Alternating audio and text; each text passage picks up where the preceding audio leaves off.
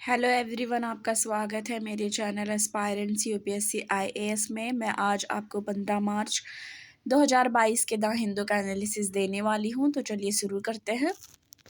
तो आप first page पे आएंगे, यहाँ पे ये इंपॉर्टेंट है। Retail inflation mounts to 6.07%। इसमें क्या है, ये 8 मंथ हाई दिख रहा है फरवरी में। ठीक है, इंडिया रिटेल इन्फ्लेशन जो है वो 8 मंथ्स हाई दिख रहा है 6.07 फरवरी में, और 6.1 था जनवरी में। ठीक है, और रूरल इंडिया एक्सपीरियंस किया है जो शार्पर प्राइस, ठीक है, राइज हुआ है प्राइस में 6.38%। अब इसमें फूड प्राइस जो है वो अपवर्ड ट्रेजेक्टरी दिख रहा है। इन्फ्लेशन मेजर जो है वो फूड प्राइस इंडेक्स का है, वो भी बढ़ा है 5.85% फरवरी में है, और पहले कितना था 5.43% जनवरी में था। ठीक है, तो कुल मिला के इसमें ये बता रहे हैं कि इन्फ्लेशन बढ़ा है, यानी कि महंगाई बढ़ी है।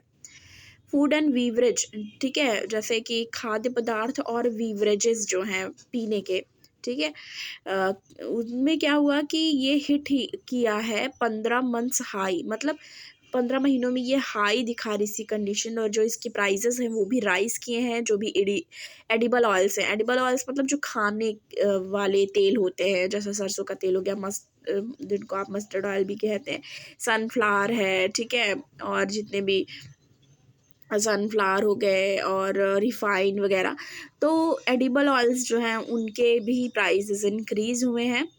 ठीक है, और ये जो भी जानकारी है वो ICRA chief economist Aditi Nair ने पॉइंट आउट किया है। और फ्यूल प्राइस भी हाइक कर गई है। ठीक है, इन्फ्लेशन अपीयर तो दिख ही रहा है, साथ ही साथ क्या हुआ, जनरलाइज्ड हो गया है कि ये कि 5.5 से 6 की तरफ बढ़ा है 2022 से 23 में। तो ये आरबीआई आरबीआई है वो शायद ऐसा करे कि उस अपने जो फोरकास्ट है उसमें भी चेंज करे। और bank of Baroda chief economist Madan जो सबनविस हैं, उन्होंने कहा है कि जो ये वार्निंग है वेजिटेबल प्राइस को लेकर, वो भी ये लग रहा है कि जो समर में वो भी प्राइस हाइक करेगी, उसकी भी जो प्राइजेस हैं सब्जियों की वो भी बढ़ने के कयास लगाए जा रहे हैं। तो ऑल ओवर ये बता रहे हैं कि रिटेल इन्फ्लेशन जो है वो बढ़ा हुआ है, और वो टच कर गई है 8 महीनों में और ज़्यादा हाई फरवरी से। ठीक है, तो ये इसमें बता रहे हैं कि महंगाई बढ़ी है। अब सेम पेज नंबर फर्स्ट पे आप इसको देखो, RBI eases norm for micro finance firms. ठीक है, इसमें क्या है कि central bank remove ceiling on interest rate but urge against, ठीक है, एज यूरियस लेवीज। ठीक है, इसमें क्या है, आरबीआई जो है उसने अलाउ किया है माइक्रो फाइनेंस इंस्टीट्यूशन को, और उसमें क्या है, फ्रीडम है सेट करने के लिए इंटरेस्ट रेट। ठीक है, और चार्ज बोरोवर्स को भी कि वो इंटरेस्ट रेट सेट कर सकते हैं। और ये जो इंटरेस्ट रेट है वो सब्जेक्ट रहा है आरबीआई के सुपरवाइजरी स्क्रूनिटी का भी। और ये एक रिवाइज्ड गाइडलाइन है माइक्रो फाइनेंस लोन पे। ठीक है, और वो इफेक्ट में, यानी कि वो कब से लागू होगी, वो अप्रैल 1 से, ठीक है, 1 अप्रैल से लागू होगी। और आरबीआई ने इस पे बोला भी है कि जो माइक्रो फाइनेंस लोन है वो इंडिकेट होगा कोलेटरल फ्री लोन, ठीक है, की तरह उसको दिया जाएगा हाउस होल्ड जो हैं उनको। ठीक है, और जिनकी एनुअल इनकम, ठीक है, 3 लाख तक है, उनको भी ये सुविधा प्रोवाइड कराई जाएगी। और इसकी अपर लिमिट जो है वो 1.2 लाख होगी। ठीक है, रूलर जो बोरोवर हैं, जो गांव के हैं, जो वो अगर लेते हैं तो उनके लिए 2 लाख इसकी अपर लिमिट होगी। ठीक है, और जो अभी रिवाइज्ड नॉर्म आया है, रिवाइज्ड जो रूल एंड रेगुलेशंस हैं, उसमें क्या बता रहे हैं कि इसका प्लेस जो है वो बोर्ड अप्रूव करेगी कि ये पॉलिसी के रिगार्डिंग की प्राइसिंग ऑफ माइक्रो फाइनेंस क्या होगा, price of micro finance loan, ceiling जो इंटरेस्ट रेट है वो क्या होगी। ठीक है, ऑल अदर चार्जेस जो हैं माइक्रो फाइनेंस लोन पे वो डिसाइड करेगी जो रिवाइज्ड नॉर्म रेगुलेटेड एंटिटी है, जिसको भी कहते हैं वो डिसाइड करेगी। और जो ये रिवीजन है इनकम, जो ये इनकम है कैप का 3 लाख है, वो भी एक्सपेंड होगा जो मार्केट अपॉर्चुनिटी और इंटरेस्ट रेट है, ठीक है, वो प्रमोट करेगा रिस्क बेस्ड जो अंडर राइटिंग है उस पर, ठीक है। ये बता रहे हैं उदय कुमार हेबर, ठीक है, एमडी और सीईओ हैं ये क्रेडिट एक्सेस ग्रामीण लिमिटेड के। तो उन्होंने ये जानकारी दी हुई है। और इंटरेस्ट रेट और अदर चार्जेस जो हैं, जैसे जिसपे फीस लग रही है, ठीक है, माइक्रो फाइनेंस लोन को लेके, ठीक है, उसको भी लेकर के इसमें बात को ध्यान में रखा गया है और वो भी इसमें इंक्लूडेड है। और अर्लियर क्या हुआ था, जो इंटरेस्ट रेट है वो लोअर एवरेज कॉस्ट उसका बोरोइंग का मल्टीप्लाइड बाई 2.75 था और कॉस्ट ऑफ फंड था 10%, ठीक है, अकॉर्डिंग टू इंडस्ट्री एग्जीक्यूटिव। तो ये आरबीआई ने जो नॉर्म लागू किया, यानी कि जो नॉर्म, जो रूल एंड रेगुलेशंस बताए हैं माइक्रो फाइनेंस फर्म को लेके, उसके बारे में है कि सेंट्रल बैंक जो है वो रिमूव करेगी सीलिंग ऑन इंटरेस्ट रेट, ठीक है, अपनी जो सीलिंग है इंटरेस्ट रेट पे वो जो सेंट्रल बैंक है वो रिमूव करेगी, ठीक है। तो ये आपको ध्यान में रखना, ये पहला ये वाला इम्पॉर्टेंट है और ये वाला आपको अच्छे से पढ़ लेना है। नेक्स्ट देखते हैं। इसके बाद ये वाला इम्पॉर्टेंट है, मीना स्वामीनाथन पासिस अवे। तो मीना स्वामीनाथन जी की अभी रिसेंटली उनका देहांत हुआ है, ठीक है, उस पर ये बेस्ड है। वो 88 ईयर ओल्ड थी, ठीक है, उन्होंने अर्ली जो चाइल्डहुड पॉलिसी है उस पर भी अपना विशेष योगदान दिया हुआ है, ठीक है। और मीना स्वामीनाथन जी जो हैं वो जेंडर एंड डेवलपमेंट, ठीक है, MS स्वामीनाथन रिसर्च फाउंडेशन में ये है, ये वहाँ पे उसमें एक बहुत ही महत्वपूर्ण योगदान है इनका, ठीक है। और ये 88 ईयर्स की थी, 88 ईयर्स की थी जिनकी अभी डेथ हुई है, ठीक है। और ये डेथ जो है वो नेचुरल कॉज की वजह से हुई है, ठीक है। और ये एक टीचर, एजुकेटर और राइटर हैं, ठीक है। और अर्ली चाइल्डहुड एजुकेशन जो है उसमें भी भी विशेष योगदान है और इनको अपॉइंट किया गया था 1970 को central advisory board of education के द्वारा, ठीक है, एज अ चेयरमैन ये अपॉइंट हुई थी किसमें, study group on development of the pre school child पे, ठीक है। और आप क्या देख सकते हो, इनकी कुछ पर्सनल लाइफ के बारे में भी जिक्र है, वो देख लो। और पहले ये जान लो कि ये स्टडी ऑफ जेंडर इक्वालिटी में भी इनका विशेष योगदान रहा है, ठीक है।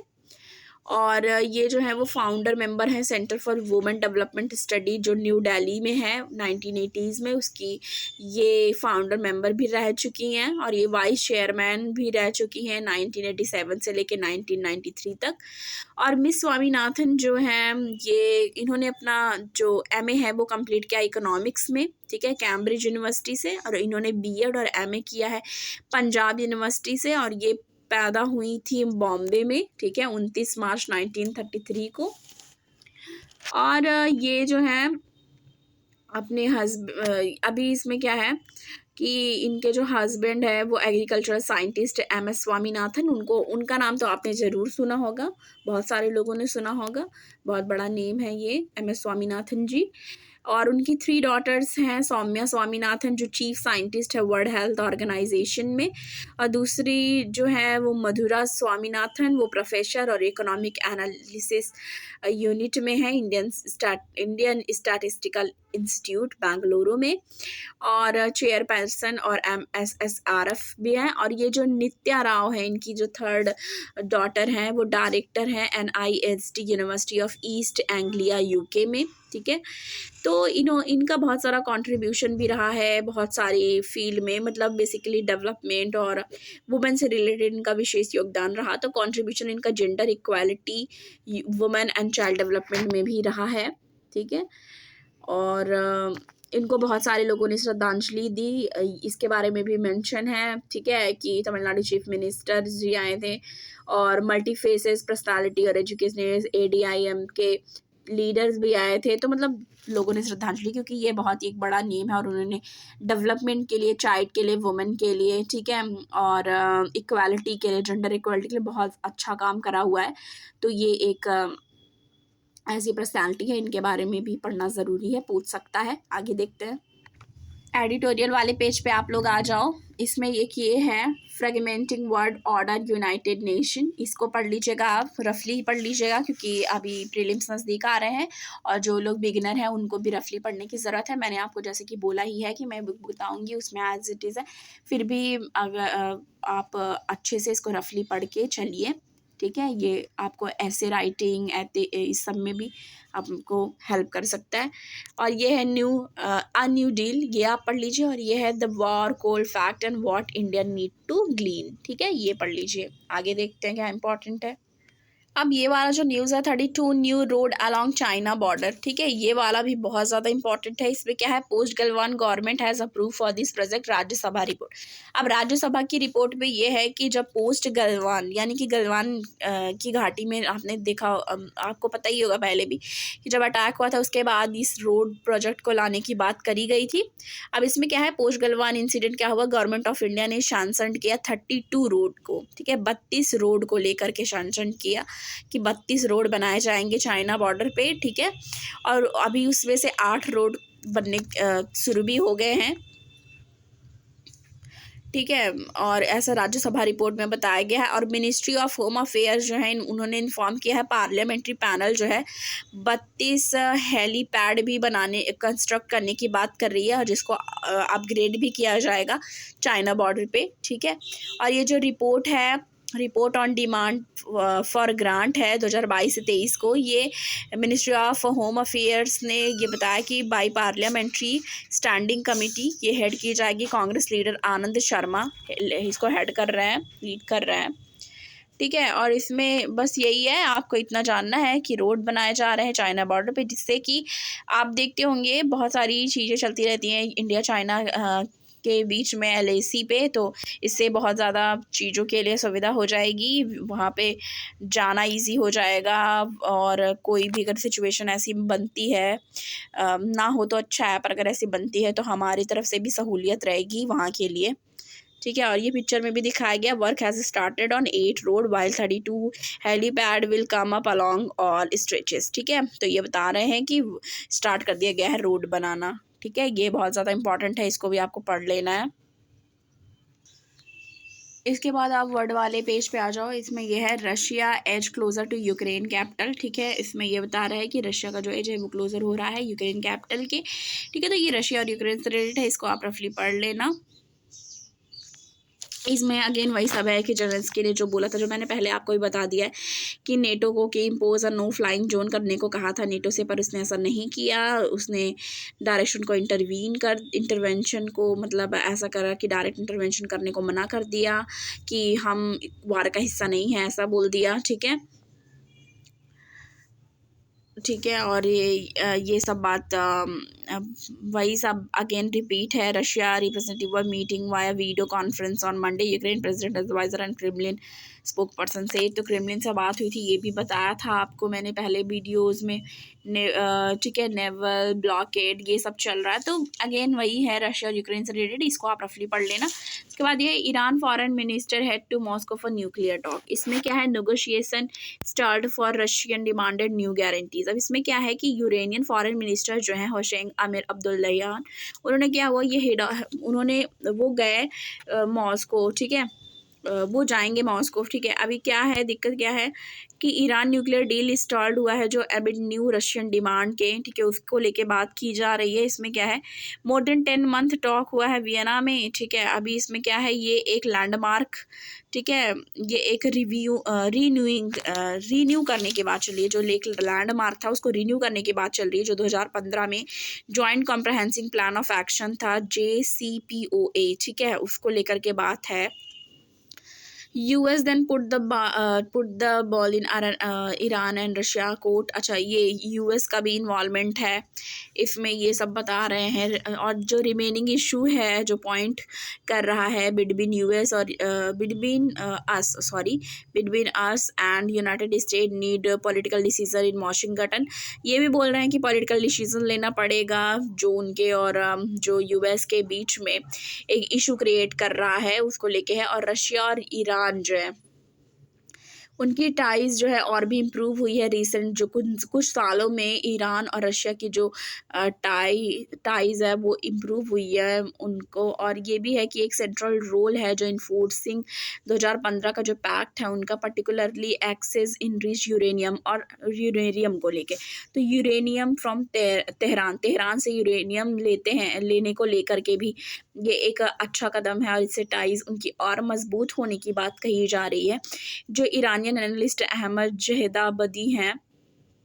जैदाबदी उन्होंने ये बोला है कि जो अमीर अब्दुल्लाहियान हैं उन्होंने ये बोला है कि वो मॉस्को जाएंगे और इस बारे में बात करेंगे। और ये जो इसके पीछे रीज़न है, जो about the reason behind the Russian demand, कि रशिया का जो डिमांड है, जो एक नया डिमांड रशिया ने रखा, negotiation started after Russia demanded new guarantee. अब न्यू गारंटी मांग रही है रशिया, जो न्यू डिमांड कर रही है, तो उसको भी लेके बात कह रहे हैं कि मॉस्को जाएंगे और बात करेंगे और इस चीज़ को सुलझाने के प्रयास करेंगे, जो ईरान के फॉरेन मिनिस्टर हैं वो बोल रहे हैं। ठीक है, इसके बाद आपको ये पढ़ना है, Russia is seeking Chinese military aid. अब क्या है, Beijing accuse US of spreading disinformation over its Ukraine role.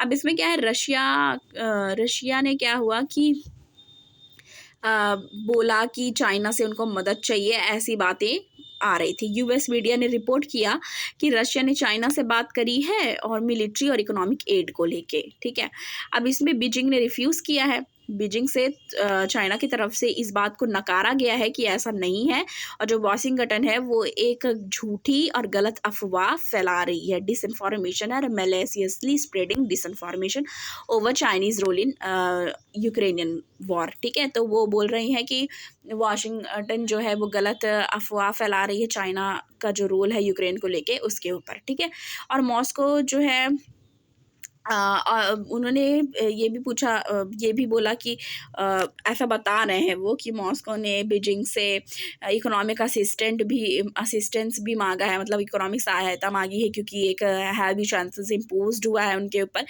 पर चाइना की तरफ से इसको नकारा गया है कि ऐसा कुछ भी नहीं है। ठीक है, और जो भी वाशिंगटन बोल रहा है, जो भी न्यूयॉर्क टाइम्स बोल रहा है, वो झूठ है, ऐसा बोल रहे हैं ये। ठीक है, तो बस अब इसके आगे ये देखो, merchandise export rose 25%, import surge 36% in February. Trade deficit widen $20.9 billion on sharper growth in non gold import. इसमें क्या है, इंडिया का एक्सपोर्ट मर्केंडाइज जो है वर्थ $34.57 billion जो है फरवरी में, और अबाउट 25% हाइयर हो गया किससे, अर्लियर से। ठीक है, वाइल इम्पोर्ट ग्रू, इम्पोर्ट जो है वो बढ़ा है 36% से $55.45 बिलियन। ठीक है, बिलियन डॉलर बढ़ा है। तो ये ट्रेड डेफिसिट की तरफ बताया जा रहा है कि एक ट्रेड डेफिसिट हो रहा है, मतलब घाटा हो रहा है ट्रेड में, इसकी बात करी गई है इंडिया की तरफ से कि $20.9 billion in February trade deficit हुआ है। 5 month low of $17.4 billion record किया गया है जनवरी में। तो ट्रेड डेफिसिट की बात की गई है। इसमें कोविड की चीज़ों को भी रखा गया कि कोविड के चलते भी ऐसा हुआ। फाइनेंशियल ईयर 2022 जो है वो उसको लेके बात कर रहे हैं कि कोविड कैसे इम्पैक्ट किया। ठीक है, और फिर अभी तो जो वॉर चल रहा है उससे भी इम्पैक्ट हो रही हैं, ट्रेड हो रहा है, ट्रेड इम्पोर्ट एक्सपोर्ट ये सब भी। ठीक है, तो इसको लेकर के बात करी गई है कि ट्रेड डेफिसिट है, हो रहा है। अब दूसरा इसमें यह है, February wholesale price inflation quicken to 13.11%। इसमें क्या है कि इन्फ्लेशन इन होलसेल प्राइसेस को लेके ये बता रहे हैं कि रिसर्ज्ड हुआ है 13.11% in February after 2 months of the mild cooling of staying above the 10%। तो इसमें क्या है, इन्फ्लेशन मेज़र किया गया होलसेल प्राइस इंडेक्स, और इसमें बता रहे हैं कि 12.96% जनवरी में था, पर उसके बाद हिट हुआ है रिकॉर्ड का, और ये हाई हो गई है 14.9% इन नवंबर 2021। मतलब नवंबर 2021 में 14.9 था, और अभी हो गया कितना, जनवरी में 12.96 हो गया। तो ये देखा जा रहा है कि कितना ज़्यादा इन्फ्लेशन बढ़ गया है, इसको लेके है। ठीक है, तो आज के लिए इतना ही। चैनल को लाइक करें, सब्सक्राइब करें, और प्लीज़ ज़्यादा से ज़्यादा शेयर करें, जिससे मोटिवेशन बढ़ती रहे और भी वीडियो बनाती रहूँ। Thank you.